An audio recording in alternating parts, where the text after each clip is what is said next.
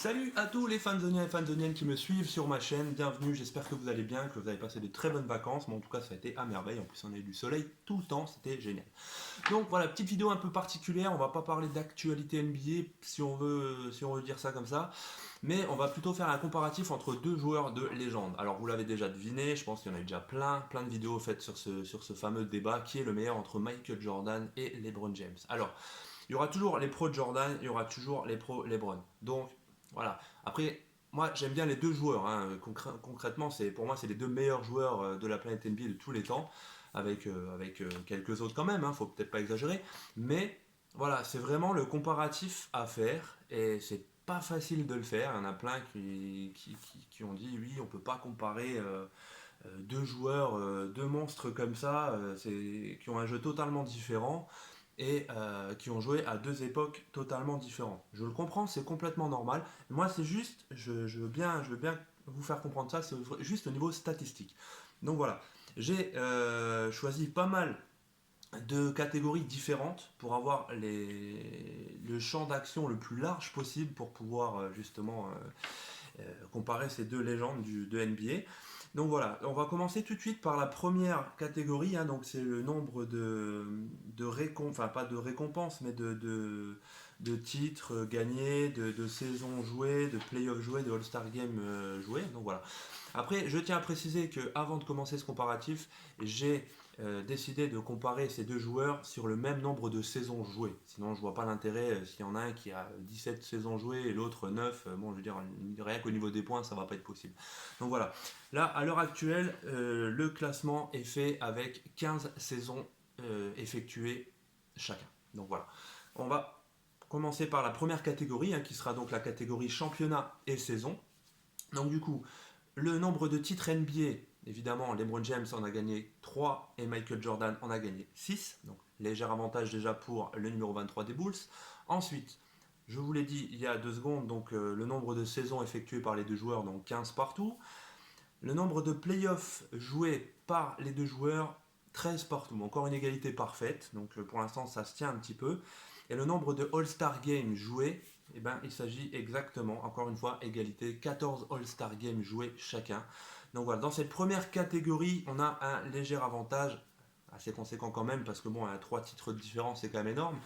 Et voilà, on a dans cette première catégorie un avantage pour Michael Jordan avec bien sûr ses 3 titres NBA gagnés en plus. Donc 1-0 pour Michael Jordan. Ensuite, dans la deuxième catégorie, donc que j'ai intitulé honneur et récompense, donc tous les trophées, toutes les récompenses qu'ont eu les deux joueurs. Donc combien de fois les joueurs ont été élus MVP de la saison. Donc du coup, du côté de LeBron James, pardon, il a été élu 4 fois MVP de la saison. Et du côté de Michael Jordan, il a été élu 5 fois MVP des saisons régulières. Donc du coup, 1-0 pour Michael Jordan dans cette catégorie. Ensuite, combien de fois ont été élus les joueurs en tant que MVP des finales. Donc du coup, là, LeBron James a été élu 3 fois MVP des finales et Michael Jordan 6 fois. C'est quand même énorme. Et du coup, encore un point de plus pour Michael Jordan. Donc 2-0 dans cette catégorie pour l'instant. Ensuite, dans combien de fois les joueurs ont été dans la All NBA First Team. Donc du coup là, c'est un léger avantage pour le King, bien sûr, avec ses 12 nominations à 10 contre Michael Jordan. Donc voilà, là, le Kings revient un petit peu au score. On a 2-1 maintenant pour LeBron James, enfin pour Michael Jordan, pardon. Combien de fois ensuite les joueurs ont été sélectionnés dans les All NBA Team, le total de sélection je parle. Donc là on a encore une fois un léger avantage pour le King, 14 sélections à 11. Et ensuite nous avons le prochain comparatif, c'est combien de fois les deux joueurs ont été sélectionnés dans la première Team All défensive.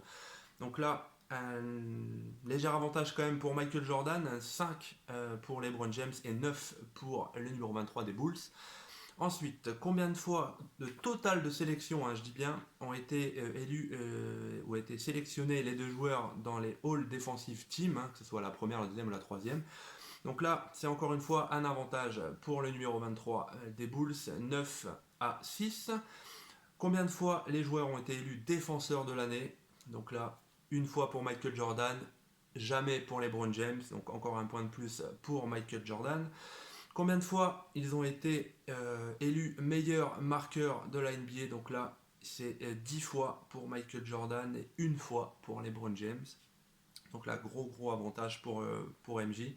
Ensuite, combien de fois ont été élus meilleurs intercepteurs ces deux joueurs? Donc là, il y a 3 fois pour Michael Jordan et jamais pour LeBron James. Donc encore une fois, une grosse domination pour le Michael Jordan. Et dans le dernier comparatif de cette catégorie, combien de fois ont été élus rookie de l'année ces deux joueurs? Eh bien, une fois chacun. Donc voilà, égalité parfaite pour ce dernier comparatif. Et donc là, on voit quand même que sur ce comparatif, sur cette catégorie honneur et récompense, Michael Jordan domine largement les débats avec un score de 8-3 pour lui. Donc pour l'instant, ça fait 2-0 pour Michael Jordan, mais le classement est loin d'être terminé, je vous rassure. Là, nous avons le comparatif au niveau des stats de la saison, des saisons régulières de ces deux joueurs. Donc, au niveau des points par match, là, nous avons, je dis bien sur l'ensemble de la carrière de LeBron James et de Michael Jordan. Hein. Donc, ils ont une moyenne de points par match. Alors, au niveau de LeBron James, on est à 27,2, ce qui est franchement énorme. Et du côté de Michael Jordan, on est à 30,1 points par match au niveau de sa carrière. Donc, un petit avantage pour Michael Jordan. Au niveau des rebonds par match, alors là, nous avons 7,4 rebonds par match de moyenne pour LeBron James à 6,2 pour Michael Jordan. Donc du coup, un partout pour l'instant dans cette catégorie. Au niveau des passes décisives par match, maintenant, nous avons 7,2 pour LeBron James et 5,3 pour Michael Jordan. Donc voilà, LeBron James reprend un petit peu les débats en sa faveur. Au niveau des interceptions par match, maintenant nous avons LeBron James qui en a fait durant sa carrière 1,6 interceptions par match à 2,3 pour Michael Jordan. Donc encore une fois, égalité parfaite de partout. Et pour finir, au niveau des contres par match, nous avons 0,8 contres par match pour les deux joueurs. Donc la égalité parfaite dans cette catégorie stats de saison régulière. Donc pour l'instant, nous avons 2-1 pour 3-1 pour Michael Jordan. Donc là, LeBron James vient de sauver l'honneur dans cette catégorie, mais bon, c'est encore loin d'être terminé. Donc maintenant, nous avons une prochaine catégorie avec les pourcentages de réussite. Donc là, nous allons partir au pourcentage de tir, bien entendu, hein, au niveau de la carrière, hein, je parle pour l'instant. Nous avons 50,4% de réussite au tir pour LeBron James à 49,7% pour Michael Jordan. Donc là, léger avantage pour le King. Ensuite, pourcentage de tir aux 3 points. Nous avons 34,4% de réussite à 3 points pour LeBron James à 32,7% de tir à 3 points pour Michael Jordan. Donc 2-0 pour le King pour l'instant. Et dans la dernière catégorie de le dernier comparatif de cette catégorie pourcentage et réussite, donc bien entendu nous allons comparer le pourcentage de réussite au lancer franc, et là nous avons un léger avantage pour Michael Jordan qui est à 83,5% contre 73,9% pour le King. Donc voilà, catégorie terminée, pourcentage de réussite, et nous avons un avantage pour LeBron James, 2-1. Du coup, au général, LeBron James Michael Jordan mène 3-2 pour l'instant. Ça se resserre un petit peu dans le classement, ça fait plaisir. Prochaine catégorie, stats des meilleures saisons effectuées par les deux joueurs, au niveau de plein de sous-catégories, je vais vous le dire. Donc, les stats des meilleures saisons, donc en points par match. Au niveau de LeBron James, nous avons 31,4 points de moyenne par match durant la saison 2006. Et Michael Jordan en a 37,1 lors de la saison 1987. Donc là, c'est un léger avantage pour le numéro 23 des Bulls. Ensuite, au niveau des rebonds par match, la meilleure saison de LeBron James a été faite avec des stats de 8,6 rebonds par match en 2018, donc c'est cette saison. Et du coup, Michael Jordan, sa meilleure saison au niveau des rebonds par match, c'était en 1989 et il en avait 8 de moyenne. Donc là, égalité parfaite, un partout, égalisation du King. Ensuite, au niveau des passes par match, la meilleure saison de LeBron James était également cette année, 2018, avec 9,1 passes par match de moyenne à 8 en 1989 du côté de Michael Jordan. Donc là, 2-1 pour le King. Ensuite, au niveau des interceptions, par match, donc de moyenne. La meilleure saison de LeBron James fut en 2005 avec 2,2 interceptions par match, et la meilleure saison de Michael Jordan était en 88 avec 3,2 interceptions par match, donc égalité maintenant du coup de partout entre les deux joueurs. Et la dernière sous-catégorie qui va séparer les deux joueurs, il s'agit des contres de moyenne par match, combien de contres ont effectué les joueurs en moyenne par match.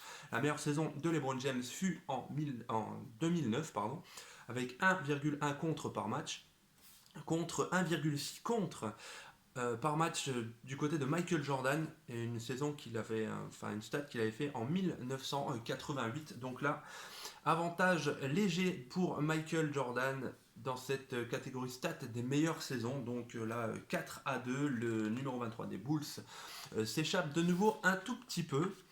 Ensuite, prochaine catégorie, stats au niveau des playoffs. Donc là, je pense, voilà, même avant d'avoir, fait les recherches, je sais que LeBron James en mode playoff, il est quand même assez redoutable. Il fait mal, et ça s'est prouvé dans les statistiques, vous allez voir. Au niveau des points par match, LeBron James, donc au niveau des playoffs, je dis bien, est à 28,9 points par match contre 33,4 points pour Michael Jordan, donc avantage pour le numéro 23 des Bulls. Voilà. Ensuite, au niveau des rebonds par match, nous avons une stat quand même assez folle de LeBron James, 8,9 rebonds par match de moyenne en playoff contre 6,4 pour Michael Jordan, donc un partout dans cette catégorie pour l'instant. Ensuite, au niveau des passes par match, en playoff, on a un avantage pour le Kings avec 7,1 passes par match contre 5,7 pour Michael Jordan. Ensuite, nous avons au niveau des interceptions par match, 1,8 interceptions par match du côté de LeBron James contre 2,1 interceptions par match pour Michael Jordan. Et dans la dernière sous-catégorie de cette catégorie, au niveau des contres par match, alors là ça s'est joué vraiment dans un mouchoir de poche.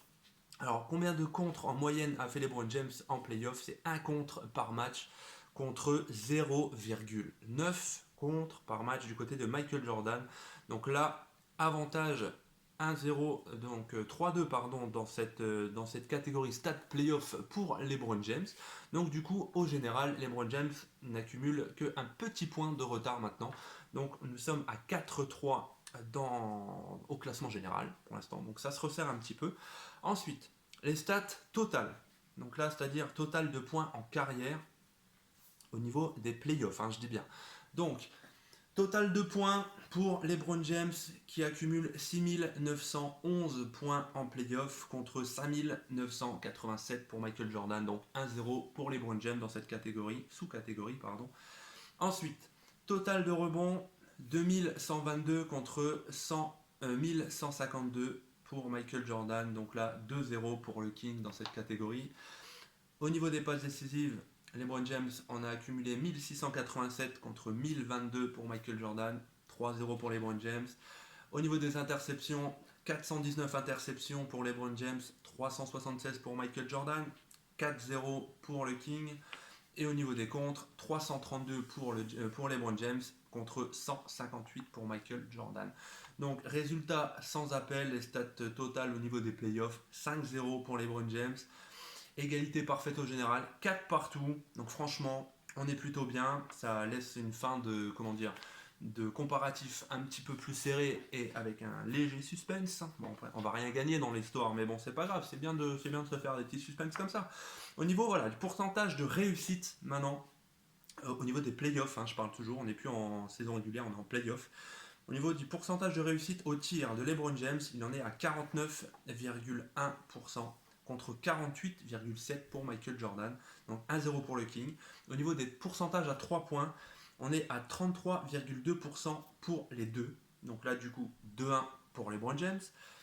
Et au niveau des pourcentages de lancers francs, on est à 74,3% pour le King et 82,8% pour Michael Jordan. Donc du coup, égalité parfaite, un partout dans cette catégorie de pourcentage de réussite au niveau des playoffs, donc ce qui nous ramène à 5-4 pour Michael Jordan. Les stats des meilleurs playoffs maintenant pour les deux joueurs. Donc au niveau des points par match, Ça a été en 2009 pour LeBron James avec 35,3 points par match pour le King, contre 43,7 points par match de moyenne lors des playoffs de 1986 pour Michael Jordan. Au niveau des rebonds par match, la meilleure moyenne de rebonds par match au niveau des playoffs, ce fut en 2015 pour LeBron James, avec 11,3 rebonds par match durant les playoffs contre 7,9 pour Michael Jordan, et c'était en 1997. Donc un partout pour les deux joueurs maintenant dans cette catégorie. Au niveau des passes décisives par match, donc là on a 9 passes décisives de moyenne par match en 2018, donc c'est cette saison pour LeBron James, qui a, c'est vrai, fait des playoffs juste incroyables, et contre 8,5 passes décisives par match en 85 pour Michael Jordan. Donc là, du coup, LeBron James reprend un léger avantage, 2-1 dans cette catégorie. Interception par match maintenant, c'était 2,3 en 2016, 2,3 interceptions par match en 2016 pour LeBron James, contre 2,8 pour Michael Jordan en 90. Donc du coup, 2 partout.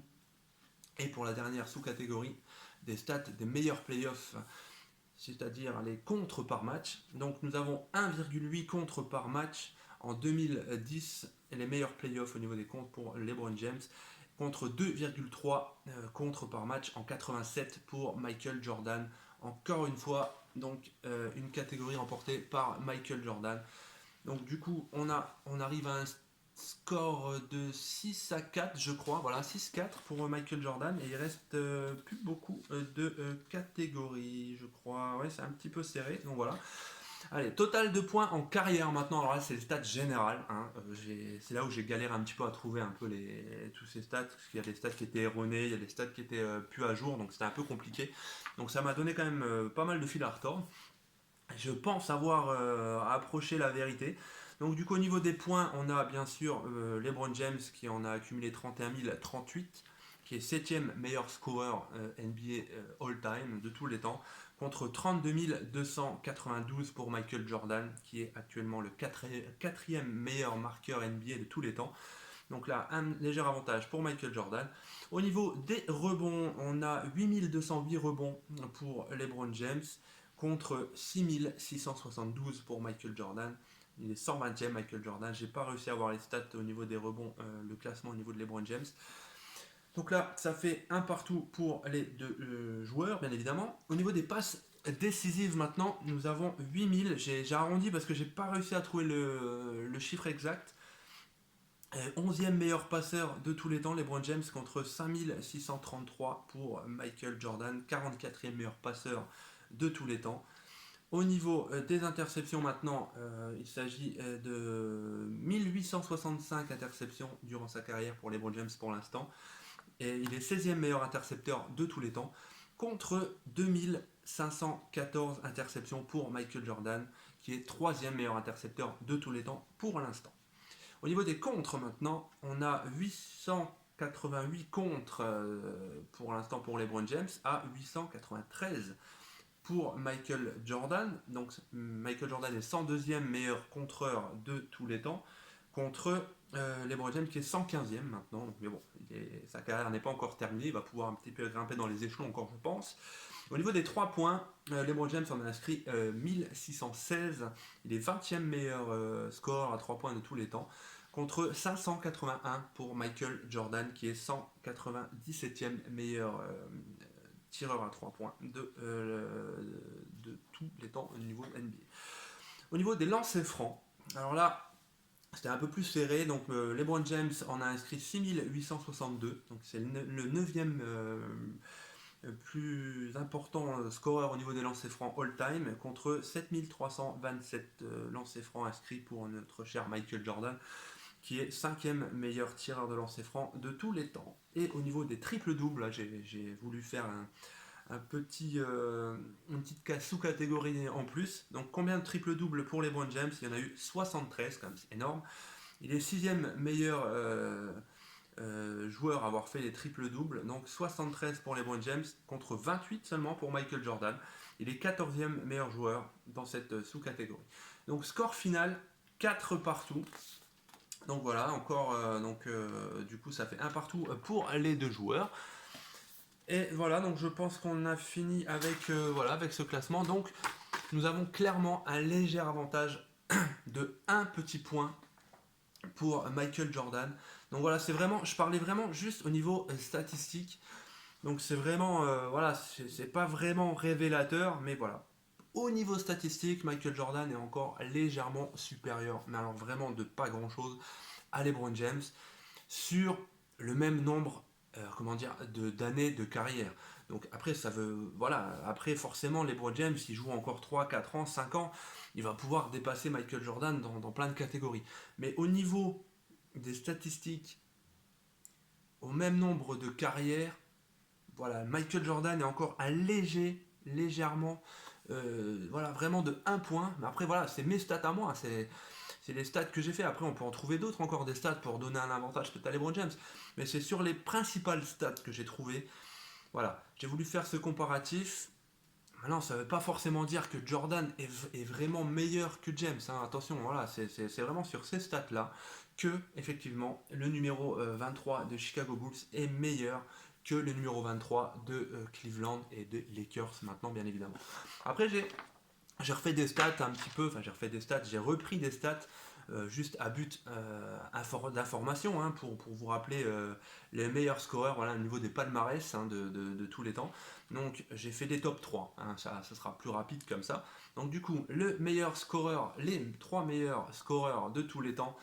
Alors, il s'agit, je commence de la troisième à la première place, hein, évidemment. Donc, troisième meilleur scoreur de tous les temps NBA, il s'agit de Kobe Bryant avec 33 643 points. C'est quand même énorme.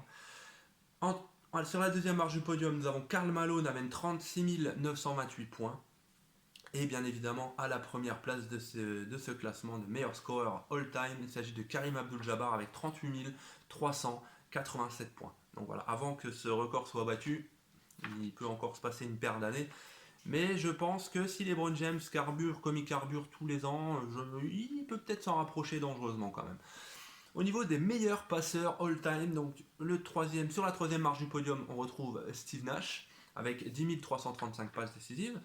Sur la deuxième marche du podium, nous avons Jason Kidd, l'ancien entraîneur des Milwaukee Bucks, avec 12 091 passes décisives. Et à la première place, nous avons John Stockton avec 15 806 passes décisives. Donc, là aussi des records qui sont encore très très loin. Et c'est bien, les records sont faits pour être battus. Donc, c'est bien, ça va motiver et ça motive les joueurs pour essayer d'arriver au moins dans ce top 3. Et c'est pas gagné d'avance, hein, parce que c'est vraiment des stats qui sont quand même assez importantes et élevées. Au niveau des meilleurs intercepteurs all-time, nous avons la troisième place Michael Jordan avec 2514 interceptions. À la deuxième place, nous avons encore une fois Jason Kidd avec 2684 interceptions. Et à la première place, nous avons encore une fois John Stockton avec 3265 interceptions. Au niveau des meilleurs contreurs all-time, nous avons à la troisième place Karim Abdul-Jabbar avec 3189 contres durant sa carrière. Ensuite, nous avons Dikembe Mutombo avec 3289 contres. Et pour finir, à la première marche du podium, nous avons Hakeem Olajuwon, bien sûr, avec 3830 contres. Donc voilà, encore des records qui sont encore très très loin d'être battus. Mais bon, on espère, hein, de toute façon c'est fait pour ça, les records en même temps. Au niveau des meilleurs tireurs à 3 points all-time, nous avons à la troisième place évidemment Jason Terry, 2282 3 points durant sa carrière. À la deuxième place, nous avons le légendaire Reggie Miller des Indiana Pacers qui a accumulé 2563 points durant sa carrière. Et à la première place de ce classement, nous avons Ray Allen avec 2973 3 points. Donc voilà, c'est juste à but informatif, c'est toujours bien de le savoir, de le remettre un petit peu dans les stats comme ça, dans les vidéos, j'aime bien, ça fait réfléchir, puis c'est bien de le savoir en fait, donc voilà, j'aime bien. Au niveau des meilleurs lancers francs all-time, nous avons à la troisième place Kobe Bryant avec 8378 lancers francs. À la deuxième place, nous avons Mose Malone avec 8531 lancers francs. Et celui qui a inscrit le plus de lancers francs all-time, c'est de Karl Malone avec 9787 lancers francs durant sa carrière. Ensuite, les meilleurs au double-double all-time. Nous avons à la troisième place Elvin Hayes avec 890 double-double durant sa carrière. En deuxième place, nous avons Mose Malone avec 894 double-double. Et à la première place, nous avons le légendaire Wilt, je sais pas comment on dit, Wilt Chamberlain avec 968 double-double durant sa carrière. Et au niveau des meilleurs au triple-double all-time, alors nous avons Jason Kidd quand même, troisième avec 107 triple-double.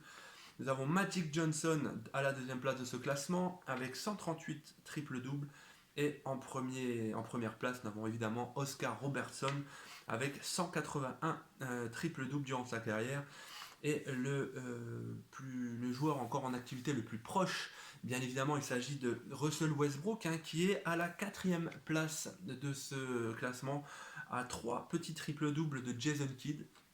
Donc je pense que durant cette saison, il va monter sur au moins la 3e marche de ce podium. Ensuite, voilà, et encore pour finir, c'est la dernière stat, le dernier,